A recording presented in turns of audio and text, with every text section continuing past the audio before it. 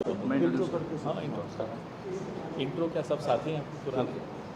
बहुत सारे आधा वो यही वहाँ है।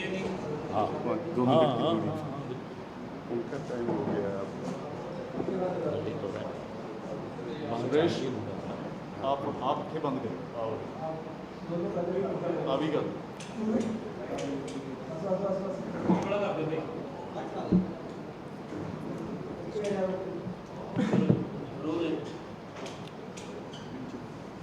ਅੱਜ पंजाब कांग्रेस के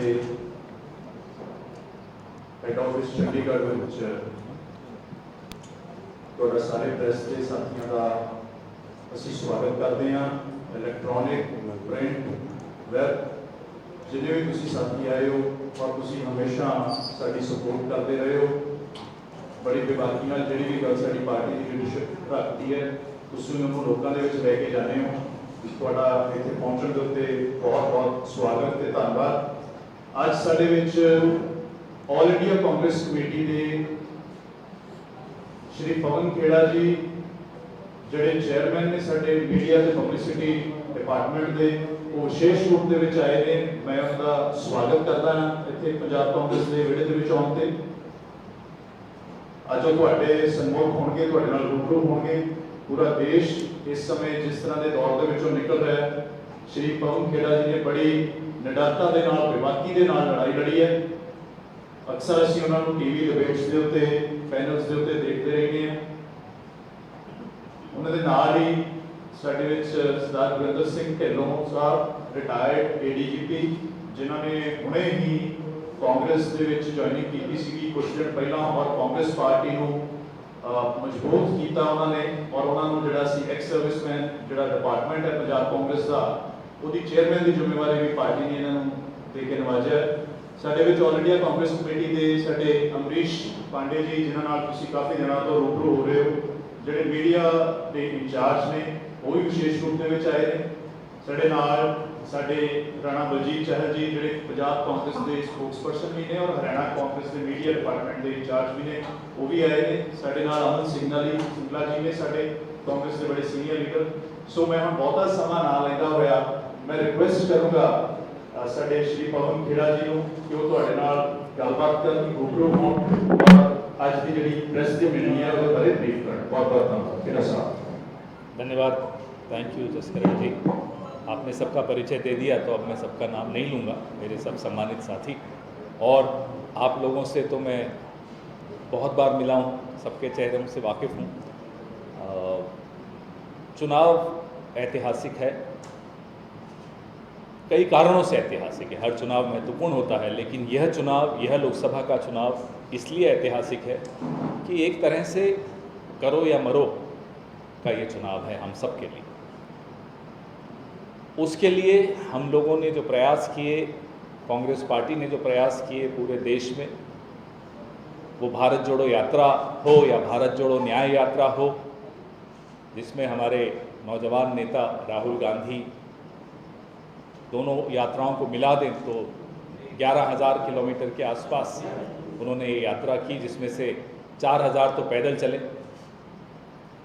उस यात्रा का मकसद भारत को जोड़ना तो था ही, जो भारत की एकता पर जो खतरा पिछले 10 साल से बना है सरकार के कारण, सत्तारूढ़ दल के कारण, उसको बचाना तो था ही।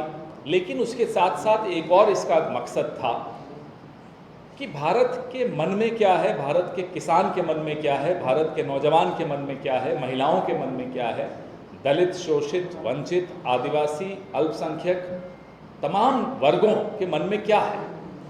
क्योंकि पिछले 10 साल से हम एक आदमी के मन की बात सुन रहे हैं। देश क्या चाहता है न वो टीवी दिखा पाता है, मीडिया के ऊपर अपने दबाव हैं, मीडिया के मालिकों पर अपने दबाव हैं। तो देश की नब्ज टटोलना आसान नहीं है। जो अपनी आवाज़ पूरे देश तक पहुंचाता रहे मन की बात कर करके, आज आप उनको सामने बैठा दीजिए, देश के प्रधान को, प्रधानमंत्री को। हम और आप किसी भी मुद्दे पर उनसे बात करेंगे तो हमें और आपको ज़्यादा ज्ञान होगा, उनको कम होगा, क्योंकि वो लोगों की सुनते नहीं।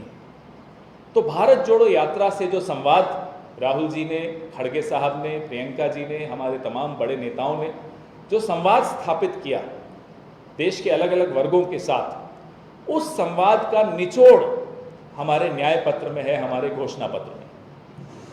और वो निचोड़ हर वर्ग को छूता है, उसके दिल को छूता है, उसके दिल की आवाज़ है। इसीलिए हमारे प्रधानमंत्री घबराए हुए। पहले चरण में नारा लगाया इन्होंने कि 400 पार, दूसरे तीसरे चरण तक पोल खुल गई कि 400 पार क्यों करना, क्योंकि संविधान बदलना है, क्योंकि आरक्षण पे हमला करना है।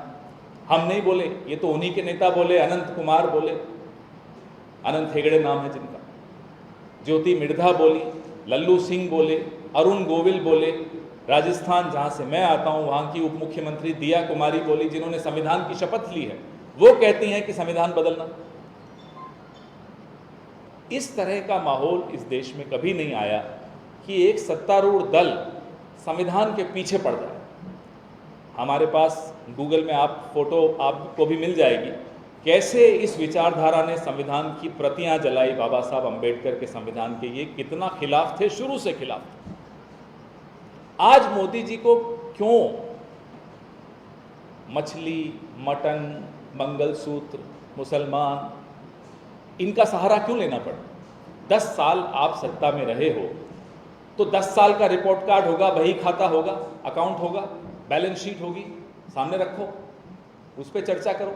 बताओ कि मैंने इतनी नौकरियां दी या नहीं दे पाया, बताओ कि अर्थव्यवस्था की मैंने को कैसे पटरी से उतार दिया, बताओ कि नोटबंदी का क्या फायदा हुआ, बताओ कि कोविड में आपने 4 घंटे का समय देके लॉकडाउन किया, उसका कितने लोगों पर प्रभाव पड़ा, बताओ कि छोटे व्यापारी के साथ क्या हुआ, एमएसएमई सेक्टर कैसे तबाह हुआ। ये सब जवाब प्रधानमंत्री आप ही को देने हैं, क्योंकि 10 साल से आप सर्वे सर्वा हो इस देश में।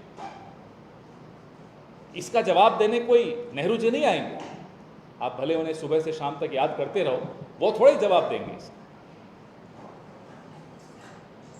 हम बार बार प्रधानमंत्री के सामने उन्हीं के आंकड़े रखते हैं जो उन्होंने सदन पे रखे थे कि 1 घंटे में 2 नौजवान आत्महत्या कर रहे हैं इस देश में।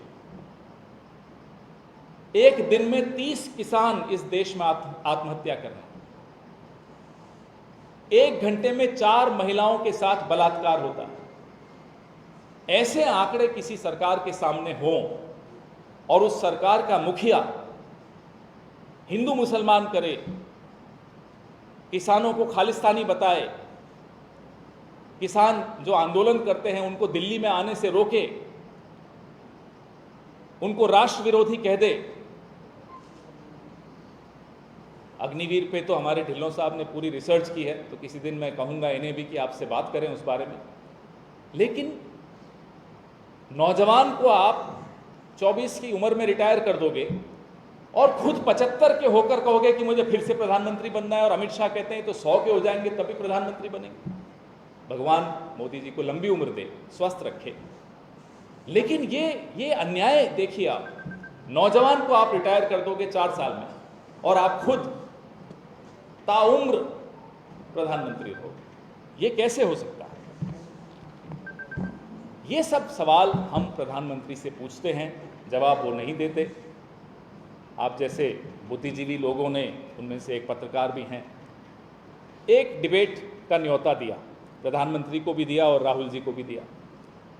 राहुल जी ने वो न्योता स्वीकार कर लिया। उसमें एक पत्रकार हैं, एक जज हैं और सिविल सोसाइटी के लोग हैं। प्रधानमंत्री तब से घबराए हुए घूम रहे। और ऐसा झूठ कभी किसी प्रधानमंत्री को छोड़िए, कभी किसी सांसद को आपने नहीं सुना होगा बोलते हुए। कभी कोई विधायक इतना झूठ बोलते में थोड़ा शर्माएगा। ऐसा झूठ हमने कभी नहीं सुना कि इस देश का प्रधानमंत्री बोलेगा बिना हमारा न्याय पत्र को पढ़े। वो कहते हैं न्याय पत्र में लिखा है कि कांग्रेस मंगलसूत्र छीन लेगी। बताओ कहां लिखा है मंगलसूत्र छीन लेगी? मंगलसूत्र इस देश में पिछले 10 साल में छिने। कोविड के दौरान लोगों के मंगलसूत्र बिके। घर की मां, बहन, बेटी मंगलसूत्र गिरवी रखकर एग्ज़ाम, एंट्रेंस एग्ज़ाम उनके परिवार के बच्चे देते हैं, पेपर लीक हो जाता है, मंगलसूत्र नहीं मिलता, नौकरी भी नहीं मिलती है। नोटबंदी के दौरान मंगलसूत्र बिके। अब जब मंगलसूत्र की बात आ ही गई है तो हम भी प्रधानमंत्री से सवाल पूछते हैं कि उन मंगलसूत्रों का आप हिसाब कब दोगे? और जिस प्रांत में हम बैठे हैं, यहां की बहादुरी के किस्से पूरी दुनिया में लिखे जाते हैं, बोले जाते हैं, सुनाए जाते हैं। यहां शहीद कितने हुए हैं सीमाओं की रक्षा करते हुए, पूरा विश्व में हमें बड़ा फख्र होता है कि हमारा पंजाब में इस तरह की शहादत देने का जज्बा है। वहां के लोगों को आप किस तरह से अपमानित करते हो, ये देखकर शर्म आती है। आज का ये ऐतिहासिक चुनाव, मैं बार बार कहता हूं, इस देश को बचाने का चुनाव है, संविधान को बचाने का चुनाव है, हमारे नौजवान जो आत्महत्या करने पे मजबूर हुए हैं उनको बचाने का चुनाव है। और जो हमारे अन्नदाता हैं, बोलते हुए भी मैं शर्म आती है, जिसको हम अन्नदाता मानते हैं, बोलते हैं, समझते हैं, उस अन्नदाता को जो गालियां पड़ी हैं पिछले 4 सालों में, उनको न्याय दिलाने का चुनाव है, महिलाओं को न्याय दिलाने का चुनाव है। मैं आप सबके माध्यम से पंजाब की बड़ी जागरूक जनता को ये आह्वान करता हूं, पंजाब हमेशा भारत को बचाने का काम अगर किसी ने किया है तो पंजाब ने, तो अब भारत के संविधान को बचाना, भारत के लोकतंत्र को बचाने का काम भी, ये जिम्मा भी पंजाब को अपने ऊपर लेना होगा। और पंजाब लेगा, पंजाब इस जिम्मेदारी से कहीं पीछे नहीं हटने वाला।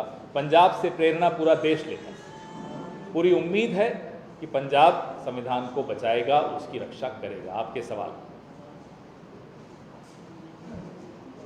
सर, स्वाति मालीवाल के लिए काफी चर्चा हो रही है कि उस पे कांग्रेस पार्टी का क्या स्टैंड है, किस तरह देखिए, वैसे गिरफ्तारी तो होगी हो चुकी है, आपका क्या स्टैंड है?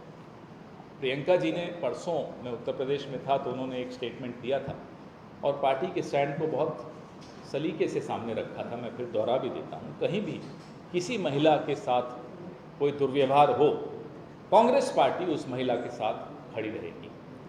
अब इसमें और तथ्य आ रहे हैं, धीरे धीरे रोज़ नए तथ्य आ रहे हैं। तथ्यों को हम चाहते हैं कि सार्वजनिक पटल पे आना चाहिए।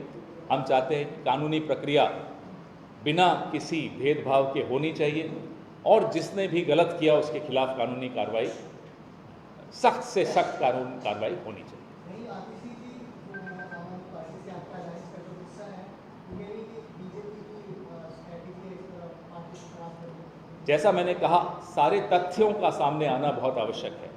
वो भले सीसीटीवी फुटेज हो, सारी सीसीटीवी फुटेज हो और सारे तथ्य हैं, वो सबका सामने आना बहुत ज़रूरी है।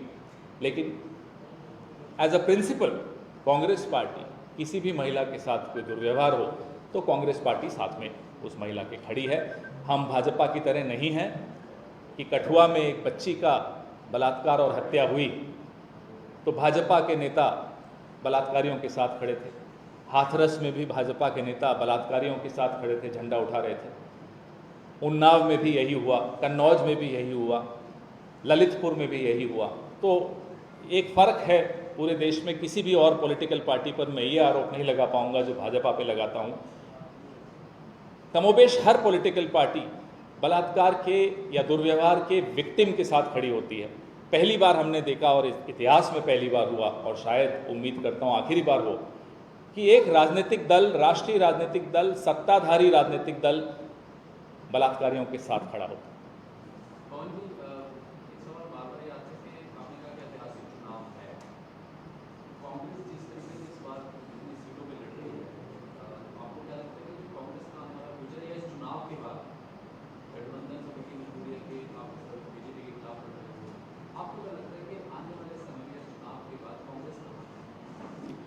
कांग्रेस जहाँ हमेशा खड़ी रहती है, देश की रक्षा में खड़ी होगी, संविधान की रक्षा में खड़ी होगी, संवैधानिक संस्थाओं की रक्षा में खड़ी होगी। और वो तमाम दल जिनको चिंता है संवैधानिक संस्थाओं की, लोकतंत्र की, इस देश के नौजवान की, इस देश के किसान की, इस देश की महिलाओं की, वंचित, शोषित, दलित, आदिवासी, अल्पसंख्यकों की, वो सब वहीं खड़े होंगे जहाँ उन्हें खड़ा होना चाहिए।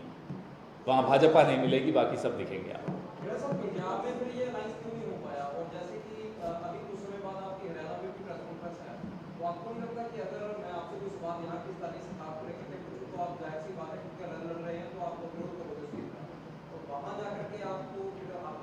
यहाँ मुख्य विपक्षी दल की भूमिका में पंजाब के लोगों ने हम पर वो जिम्मेदारी डाली। हम उस जिम्मेदारी से बच के भाग जाएं और विपक्ष की जो स्पेस होती है वो हम खाली कर दें तो पंजाब की जनता हमें माफ़ नहीं करेगी। पर सेंटर में तो यही एमपी जो आज मुख्य विपक्षी दल वहाँ कौन है? सेंटर में कांग्रेस है मुख्य विपक्षी दल।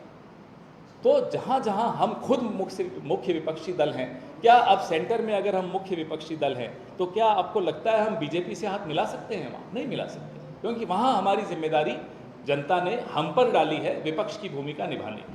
तो कल को पंजाब में अगर हम सरकार के साथ हो जाएं तो यहाँ के मुद्दे कौन उठाएगा? सरकार को जवाबदेह कौन बनाएगा? सवाल कौन उठाएगा? पर जो लोग आपको अब ये पंजाब कांग्रेस की स्टेज से सुन रहे हैं, जब वो आपको हरियाणा की स्टेज से सुनेंगे। हरियाणा में हमने एक सीट पे अलायंस किया है, वहाँ मुख्य विपक्षी दल हम हैं, बीजेपी से लड़ रहे हैं, हम बराबर वहाँ लड़ रहे हैं, लेकिन एक सीट पे हमने अंडरस्टैंडिंग ज़रूर की है। हरियाणा में आम आदमी पार्टी सत्तारूढ़ नहीं है कि हम उसके खिलाफ हों, तो बड़ा स्पष्ट है। अब वो तो आपको पंजाब प्रदेश कांग्रेस कमेटी वाले बताएंगे कि कब उन्होंने आमंत्रण दिया उनको। ये आपको यहाँ अमन जी हैं, हमारे जसकरण जी हैं, हमारे ढिल्लों साहब हैं, सब बताएंगे।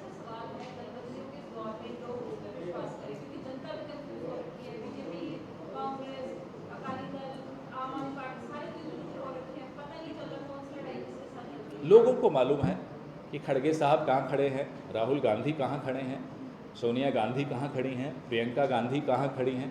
लोग जानते हैं कौन कहाँ खड़ा है। एक बार आपसे है कि आज सुखबीर बादल ने कहा है, जो कि पंजाब कांग्रेस का चरणजीत चन्नी को लेकर लगातार निशाने साध रहे हैं। आज भी कहा कि बहुत प्रधानमंत्री को घर नहीं ले जा सकता, इस तरह की टिप्पणी उन्होंने की चरणजीत सिंह चन्नी पर सुखबीर बादल। आपको दोबारा रिपीट करोगे? सवाल ये है कि सुखबीर बादल ने आज चरणजीत सिंह चन्नी को जलंधर के खिलाफ कहा है कि बहुत खतरनाक इंसान है, ये ऐसे इंसान है जिसको घर पे भी ले जाया जा सकता है। इस टिप्पणी का क्या? मैं इस टिप्पणी पे यही कहना चाहूँगा कि वो हमारे कांग्रेस के लीडर हैं, एक्स सीएम हैं, अभी पार्लियामेंट के कैंडिडेट हैं जलंधर से। ऐसी शब्दावली का इस्तेमाल मैं चाहूँगा कि सुखबीर जी यूज़ ना करें, क्योंकि उसमें कोई वैल्यू नहीं है, कुछ सच्चाई नहीं। पंजाब की लॉ एंड ऑर्डर सिचुएशन को कैसे देखते हैं?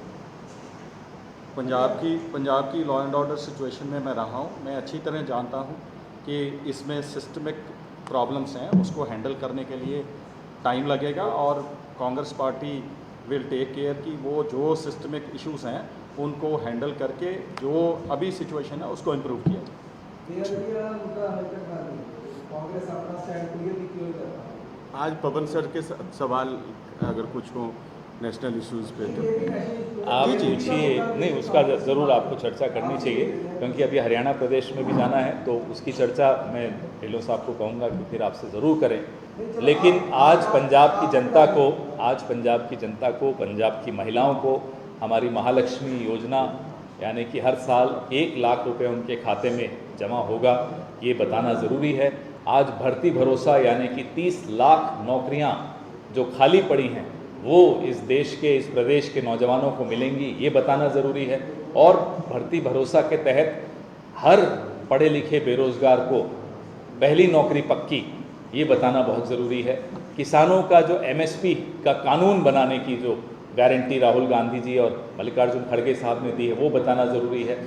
आज जो 10 किलो अनाज की घोषणा 3 दिन पहले हमारे राष्ट्रीय अध्यक्ष खड़गे साहब ने की कि हम 10 किलो अनाज ज़रूर देंगे, हर महीने देंगे, मुफ्त देंगे, ये ज़रूरी है। और ये ज़रूरी इसलिए हुआ है, पिछले 10 साल में जिस तरह से हम सबके जो घरेलू बजट है वो कैसे डिस्टर्ब हुआ, वो कैसे तबाह हुआ, उस वजह से आज ज़रूरी है कि सरकार जो हमारी आने वाली है 4 जून को, वो सहारा बनकर आए लोगों के लिए और बेसहारा लोगों के लिए।